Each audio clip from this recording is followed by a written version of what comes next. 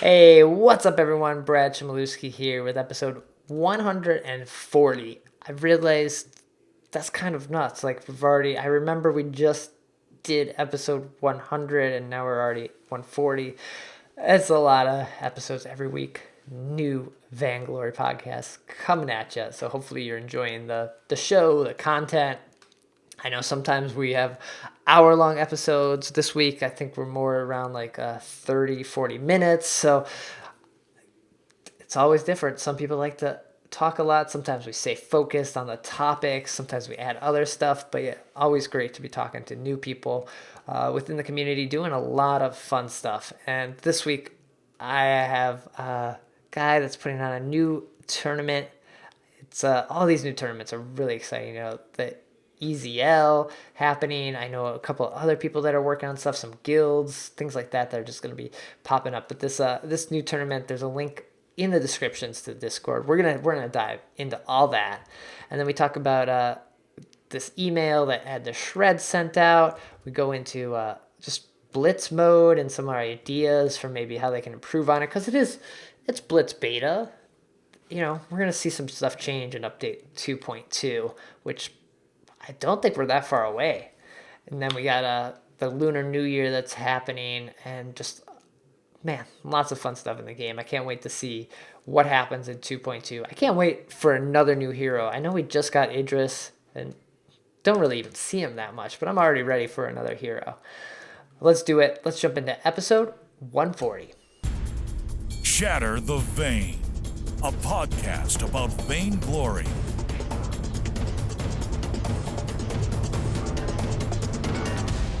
This is the 140th episode of Shatter the Vain. My name is Brad Chmielewski, and this is a podcast all about vainglory. Every week, try to break down the news, gameplay, game tips, and hopefully we can all become better players together. And every episode, bring on new people within the community, people doing interesting things, content creators, tournaments they're putting together, and things like that. And this week, I have Farhandinho joining me. Did I get that right? Yeah, you did. Close, at least. Welcome. Thank you. Thank you for having me on the show. Do you want to introduce yourself if people haven't, heard about you, or maybe they're about to hear about you now because you got this tournament, but we'll dive into that here in a minute. I'm Farhandinho. I'm a player on the EU server. I'm the owner of a team, as well as recently I've become the head of events at Cyber, Nice. a community that's looking to grow. What's the team that you own or are part of? Dark Lions. Okay. We take part in competitive tournaments. We were in the challenges in the EU. Okay. We got close to making it into Evil 8, but unfortunately we lost in the final round before getting it to the challenge battles. Okay. Are you guys gonna go for it again? I don't even know how the new system's gonna work, so I think that's a little Definitely, top secret still. We were disappointed to hear that there were no Evil 8s this season. Right. But we definitely will be entering as soon as those come back. Yeah. Awesome. Yeah. So how'd you get into Vainglory to start with? Were you playing other MOBAs or anything? So I used to play Clash of Clans, and there was a huge number of players on there who kind of moved over to Vainglory as Clash of Clans kind of died. Uh-huh. Yeah, I know. I talked to a couple people from the Clash community that do podcasts and things like that seem to say the same thing. It was just dying. Yeah, slowly as people moved over from there onto Vainglory and other games as well. So I kind of thought, I'll give this game a go, and kind of progressed all from there. Nice. Do you go back to Clash at all, or are you like all Vainglory all the time now? I mean, it's not like I have that much free time to be spending on other games after how much time I do spend on this, but yeah, see how the game's kind of changed. I invested quite a lot of time into that game as well. Mm-hmm.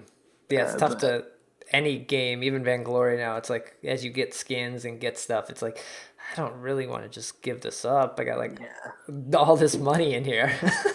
Yeah, definitely. Yeah, and of course monetary investments as well. Uh-huh. Nice. Yeah. So now you're part of Cyber and the events team there, and you're putting on this new tournament. That's kind of why Wanted to have you on here and chat about this and get the word out, right? Yeah. So about the tournament, I'm sure all of you guys that are watching have heard of the EZL League. Yeah. And basically, the focus of my tournament is to kind of give away for all the teams that want to, all the teams that are trying to go competitive. They might not be able to make it into professional. They might not have the sponsors or whatever.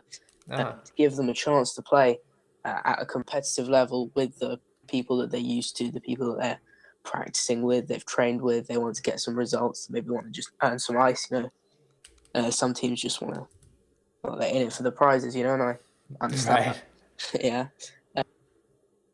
Thought I'd make a community tournament, and originally that was all it was. It was just me. I wanted to help the community out, give people a chance to play. And then a few days into organizing the tournament, this guy called Myers, who's the owner of Cyber, he messaged me on Discord and he was like, "Yeah, bro, I hear you're organizing this tournament." I was like, "Yeah." So then it turns out that he wanted to have me join his company because he wants to, like, basically what it was an Instagram page called Vain Meme, which some of Okay. you may or may not have heard about. But he decided that he wanted to grow his community on Discord as well, and then to become a full Vainglory community with sponsorships and all that. So he thought that he'd make an events department. I became head of the events department, and now we're organizing this tournament. Oh, nice. Okay. So the tournament's called the Dark Lions Brawl, right? Yeah, Okay. named after my team, of course. And basically, we are open to entry. Oh, Discord server. oh sorry. Can you kind of cut out there? You're open. Just repeat what you said. Sorry, it kind of hiccuped the audio. Okay. Basically, we are an EU. We are based on the EU server, and registrations are through our Discord server, open to all teams of all skill levels. And basically, how the format of the tournament is going to work is that we are going to have 4 conferences of 8 teams each. Okay. And each week, the 8 teams are going to play in the single elimination tournament. The conferences will be like kind of shuffled around each week. And the winner of each conference is going to win 4,500 ice per week. The Oh, total nice. Okay. prize pool is 18,000 a week. So I think altogether is like around 80,000 ice. So it's definitely quite a lot and quite rewarding for those teams who do end up winning. Right. Are you guys? Is it open to anyone? Are you gonna see like the Evil Eight, like those top teams get involved, or you're trying to like keep it more not necessarily casual, but try to get those players that can't make it into the Evil Eight or like just are a little bit below that to get involved. We have had to say no to some of the highest teams Okay. that have joined. We've had said that no professional teams allowed. No team that plays professionally can join our tournament. So we have Okay. a couple of semi-professional teams in here, teams that have been winning the challenges, but we do not have any sort of professional teams to allow the kind of lower teams to have a go Yeah, and because have a chance to win. it's like I feel like if you're a professional team, like you play all the time, so you have time to enter all these tournaments, and Yeah, just exactly. so it's really not no one can get in or get their name known if the professional players are playing in all of them all the time. Especially from when you start playing ranked games, especially in Vainglorious and Upper Vainglorious, to kind of see the skill difference, and it is quite a big skill difference in terms of the time commitment that you can put in just for the fact that you don't have a job or you don't have any full-time education or anything like that. Mm-hmm. So it is there is definitely a fairly big gap, and understandably so. Right. So I think that it's only fair for teams to be put into a tournament where they know that they'll have a chance to win, they'll have a chance to have a go without being completely, demoralized. Right. Yeah. Yeah. Sure. But Oh, not taking so away anything from the teams that we do have, because there are some very good teams in here. right. Yeah. Like, and I think for any of these players who maybe don't get a lot of the time to do these tournaments, like that just helps them get better to possibly become one of those top professional teams. Yeah, I mean, it's kind of a stepping stone, a transition point to get noticed by, some of the bigger organizations, to get picked up and to have a chance to see what it's like. Yeah. Is that kind of why you wanted to start the tournament to begin with? Was just to kind of have more of the scene get involved in the like esports part of it, or Yeah, and I did know that like the Vainglory esports scene is fairly small if you think about the number of tournaments that we have compared to some other games. yeah, So obviously, any community tournament is just going to add to the pool of tournaments that there are, and add to the pool of tournaments that people can choose to get involved with if they wish to do so. yeah. It seems like there are a lot of tournaments popping up. I know you mentioned the EZL and now this, and I know like other guilds and the organizations are trying to put together other stuff too. It seems like people are hungry for it.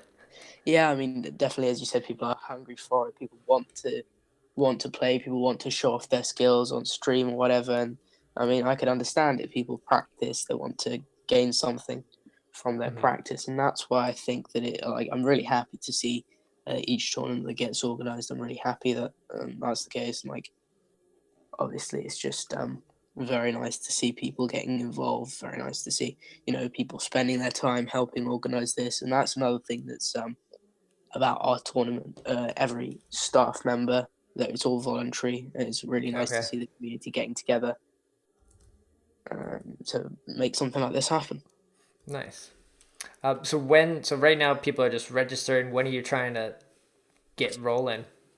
So basically, we have a system where teams will be seeded. So therefore, for that to happen, registrations will end on the 20th of February.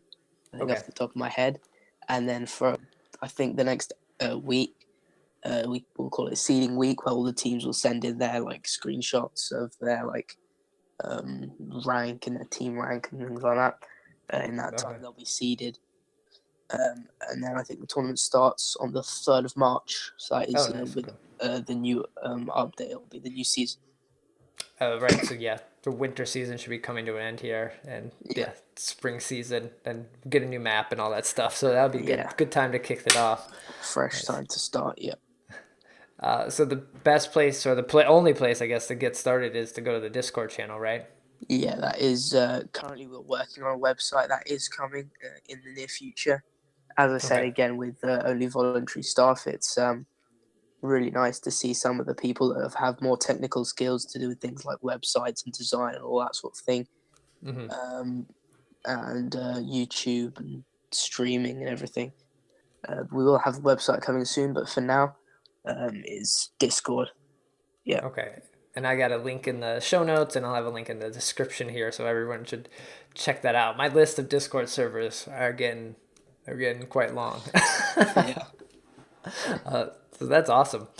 So look for that, and yeah, more tournaments. This will be fun, and I'm sure I'll mention it again as we get closer to it and the deadline closes. Do you plan, if this goes well, to do an NA one too, or are you gonna kind of just focus on EU and kind of stick with that?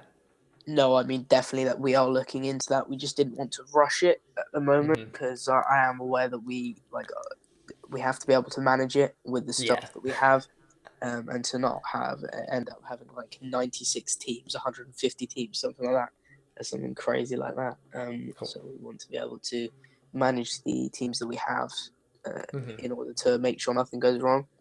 But in the future, we definitely will have NA, SEA, and even if we have enough interest from other regions, then we'll launch it there as well.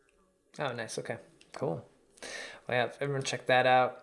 But yeah, we got a little bit of news this week. Some fun stuff happening in Vainglory. If we wanted to jump into that and talk about that for a bit. Vainglory News. So I guess first off, I think update 2.1. I think we're all pretty understanding with what's happening in there with the new Elder Tree in and everything. How's 2.1 been for you so far? Well, I think it's really nice to see a change in the meta away from because Vox has been my main Okay. hero since the time when I first started the game, and obviously with the Gwen nerfs. And I thought Gwen was a fairly good counter to Vox previously, and now with the nerfs to her, and I think Vox is just generally just really a lot stronger now, and a lot more viable weapon power. CP is not exactly there at the moment, but weapon definitely. I'm really happy to see how it's working currently. Have you figured out the rotations? Are you like pretty solid with those level 1 fights now? I mean, we're still experimenting, still trying out new rotations, seeing what works, seeing what doesn't work, and making sure we try and get the best advantage we can at early game. Currently, I think the way the meta's formed now, there's pretty distinct difference between late game and early game heroes. What with the more well defined with the spawning of the shop and the Elder Trant going away. Yeah. So I think with basically there's a lot more room for adapting, a lot more room for changing the strategies still to come. That's true. Yeah, maybe I'm overthinking it. Maybe we aren't there yet. Maybe we don't have it figured out. Well, I mean, we'll have to see, especially since there's not been any professional tournaments in this new patch. We'll have to find out what happens there. Yeah, even there's been the VAS League, and I've been watching yeah. some of that, but every one of those games is completely different too. Yeah, I think that's something like every game is different. I think it's really good that SCMC have implemented this variation as opposed to the normal Roma goes with the jungler, then after a couple of rotations just goes to lane and sits there. I think it's really nice to see some different ways that the jungle can be played to make it more interesting. And yeah, I end up roaming or playing captain a lot, and so it's fun to just be able to like I can run all over the map now, and wherever I go, it's probably helping my team in a way. Like I'll go check over here. Let's go hang out in lane.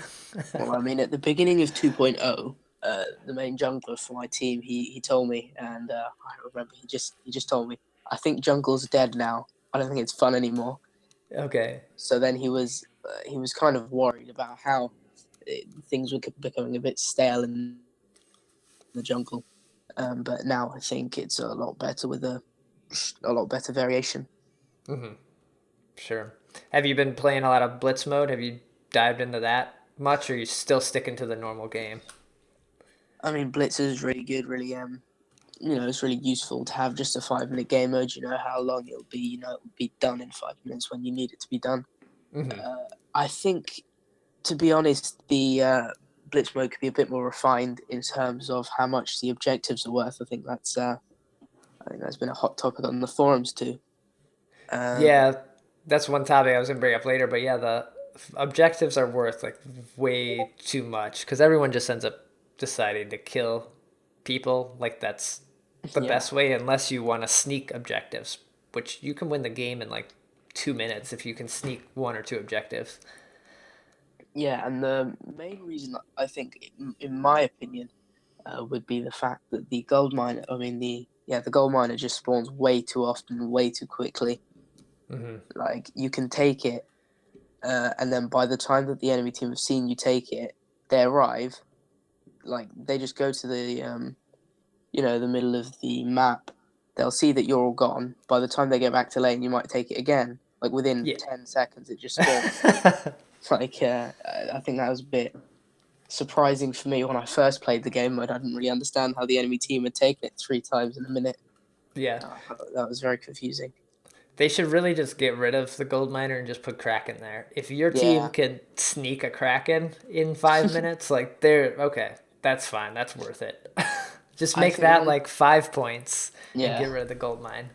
One suggestion I saw was pretty interesting was the fact that they could just have gold miner and have 1 or 2 lives, just like the crystal miner does now.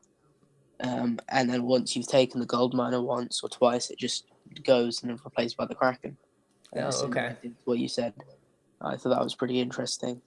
Yeah, well, it is Blitz Beta, so it's still, I think there's probably going to be some stuff that happens here in 2.2 that changes it up quite a bit. Definitely.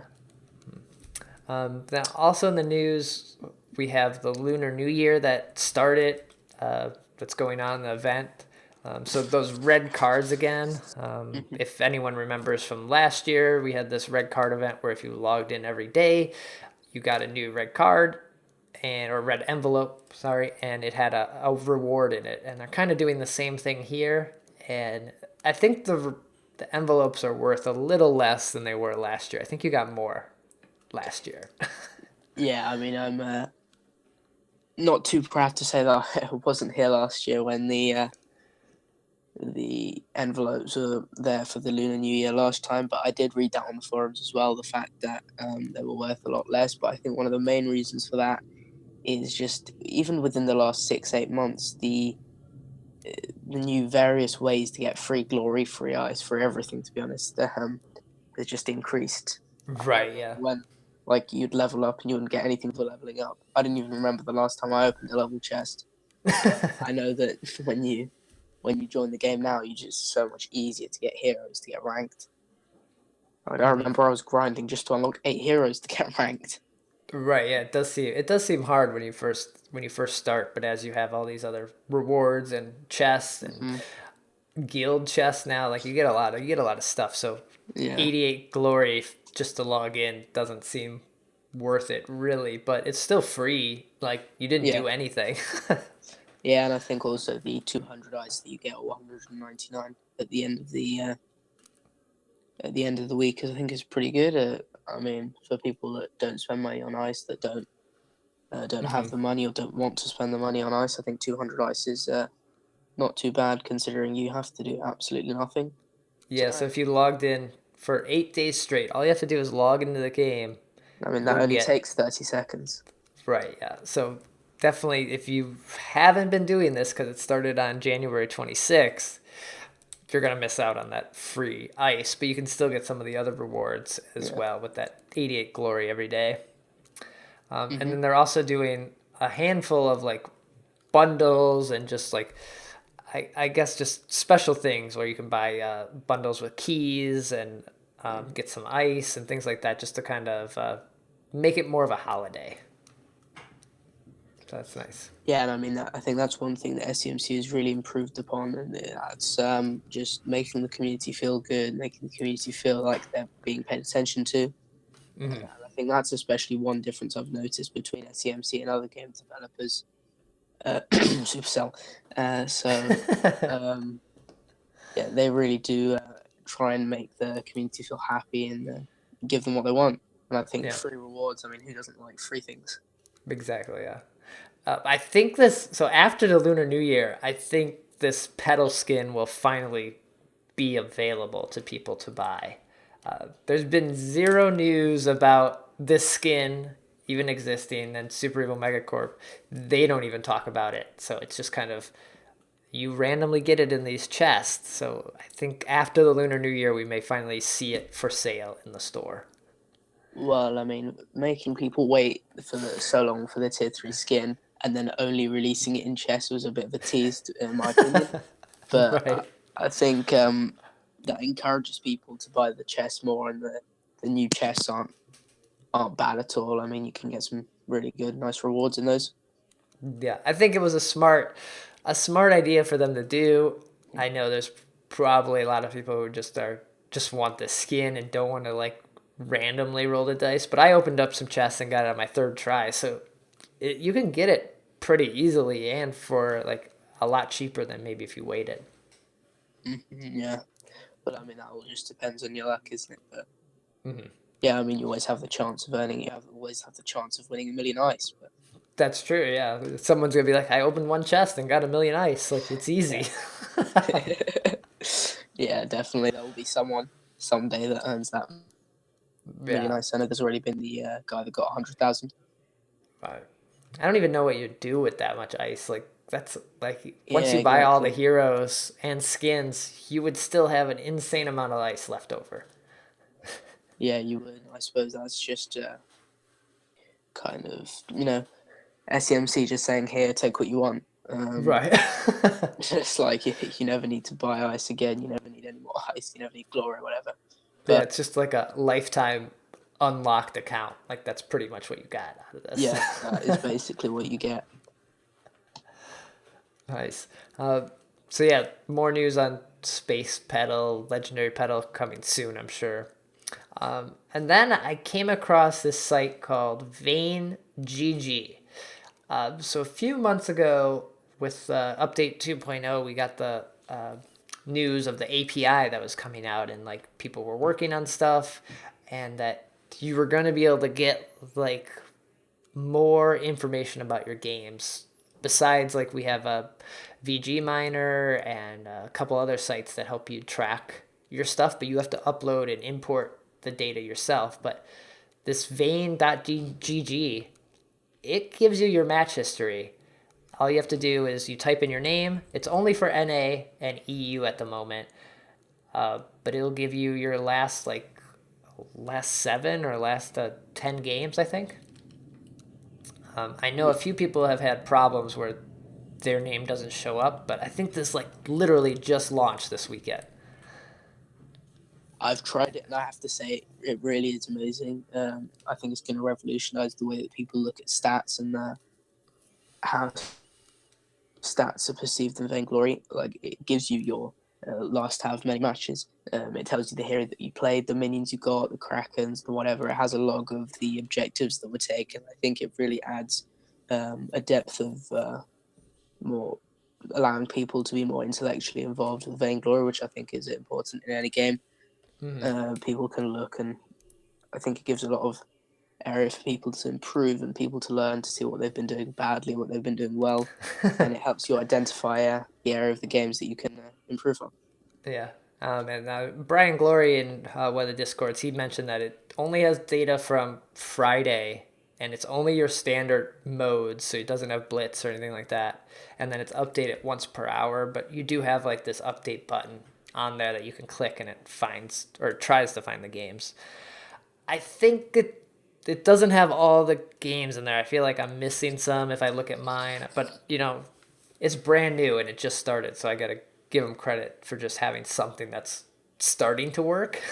Yeah, well, I mean, we've not had anything like it, as you mentioned, VG Miner, but that was basically where you uploaded your own. You had to take the screenshots of every game. You had to then upload the games.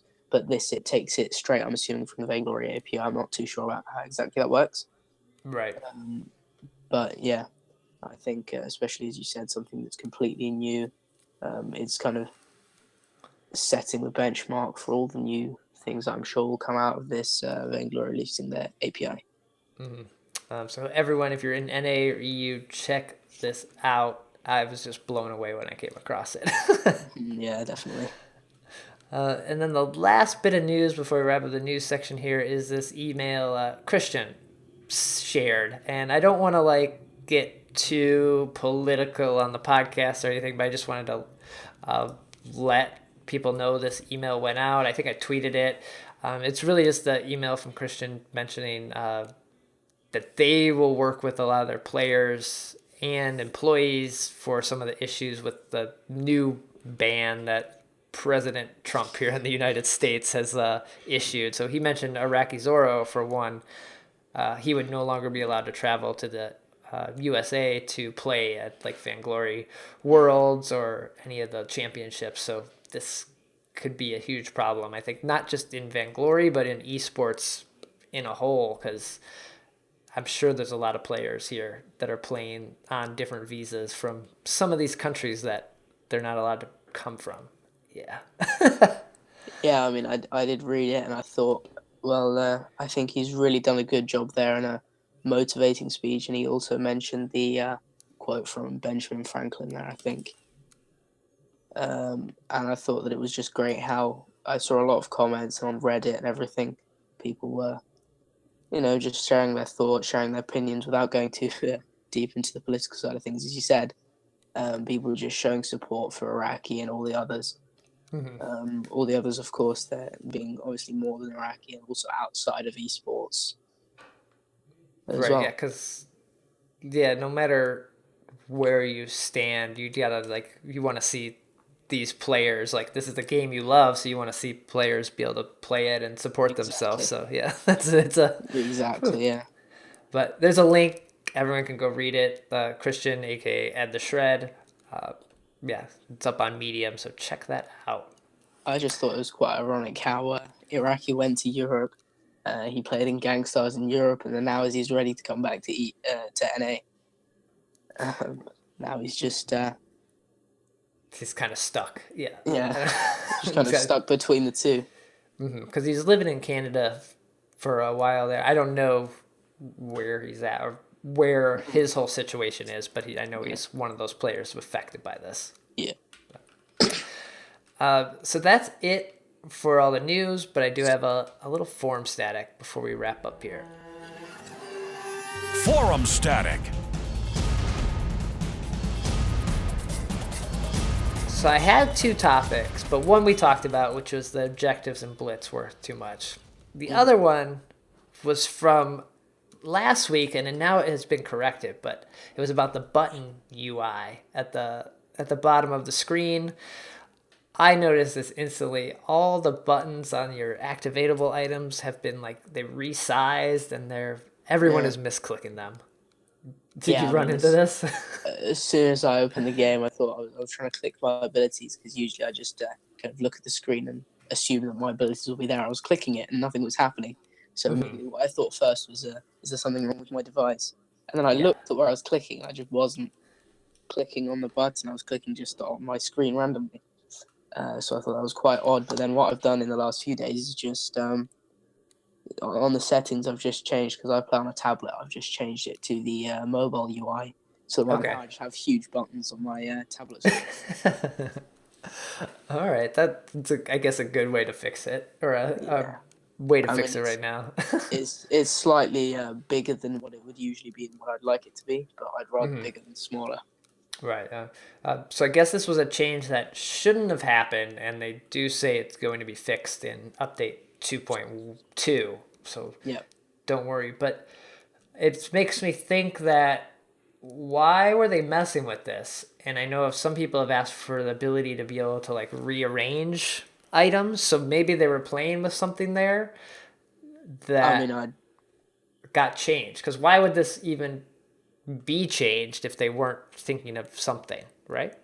Yeah, personally, I've always had struggle reflex blocking everything, and I've just thought to myself, maybe if I was able to move it around myself, that would be just easier, or if I was able to put an ability there, where I knew it would be the same place every time. For example, boots and fountain, everything, they change the order from game to game. But if I was able to put it somewhere and I knew it would be there every time, wouldn't it just be so much easier for me to be able to access everything if I was able to kind of move my reflex block up the screen, or abilities spread them out a bit, or whatever. Right, yeah, because muscle memory in MOBAs is so important, and that's one reason I don't use the camera shift that often, because it really messes me up where I click. Although I like the camera shift, I just don't use it effectively very well. Yeah, I just seem to think that it just messes up my skill shots and messes up just generally movement and everything. Because when you get used to the position of your hero and the position of everything relative to where your hero is, because you kind of can't look at everything at once, you kind of just assume that everything will be where it usually is. So when it's not, you kind of you miss it. Yeah, so just want to let everyone know about that. Well, that's going to do it for episode 140. Thank you for joining me and talking about the new tournament. I can't wait to see this get rolling. Yeah, and I can't wait to bring it out for the other regions as well, because I think it'll be a lot of fun for me, a lot of fun for the streamers, and of course the viewers and the participants too. Right. So, where can people they get in touch with you? You're on Twitter, right? Yeah, I'm on Twitter. I think, but the easiest way to be able to get into the tournament would be through the Discord server. Okay. We'll have more information as well about streams and everything on that. Cool. And if you'd like to also join the staff, then please join, because we do need more staff. And staff, it doesn't matter what region you're from as well. Oh, wait, you looking for all roles, designers, organizers, everything? Okay. all those any of the Vainglory projects that are happening right now are huge undertakings and need help if you want to get involved. There's so much happening. Yeah, there definitely is, and I think it just can't happen without a community. So I think it's great every time I get an application from someone, I see they've put their time into trying to help us, and it just puts a smile on my face. It really does. Well, nice.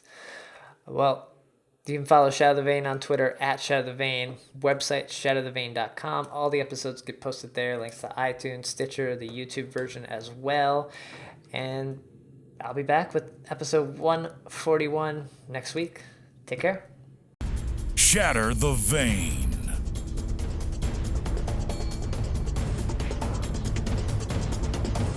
Let's get this over with.